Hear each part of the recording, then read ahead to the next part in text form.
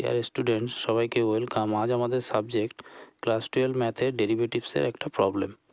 If y is equal to f 1/x and f dash x is equal to x cube, what is the value of dy by dx at x is equal to 1/2। তাহলে আমরা দেখো এখান থেকে start করি। Y is equal to f 1/x, এটাকে যদি derivative করি তাহলে কী হয়, dy by dx equal to এই ফাংশনের ডেরিভেটিভস কী হবে, ফুল ফাংশনটার ডেরিভেটিভস এফ ড্যাশ 1/x, আর ভেতরে যে ভ্যারিয়েবল রয়েছে ভ্যারিয়েবল পোর্শনের কিন্তু আবার ডেরিভেটিভ করতে হবে। তাহলে ডি বাই ডিএক্স 1/x। এখানে দেখো f dash 1/x into d by dx 1/x এর এটা ডেরিভেটিভ করলে কি হবে, ডেরিভেটিভ করলে হবে অ্যাকচুয়ালি 1/xকে আমরা লিখতে পারি এক্স টু দ্য পাওয়ার -1। তাহলে ডেরিভেটিভ করলে -1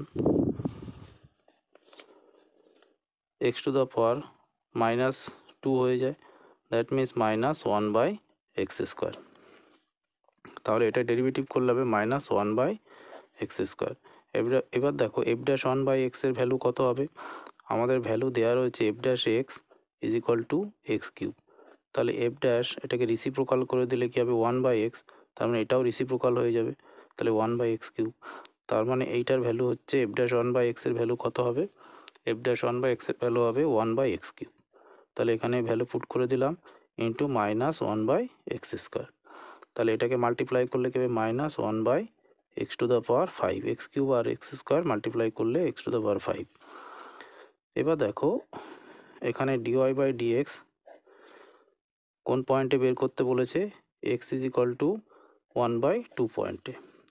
তাহলে 1/2 পয়েন্টে এখানে যদি আমরা ভ্যালু পুট করে দিই, এক্সের ভ্যালু কত 1/2, তাহলে 1/2 two the power 5, 1/2 two the power 5 করলে 1/2 টু দ্য পাওয়ার 5 মিনস 32।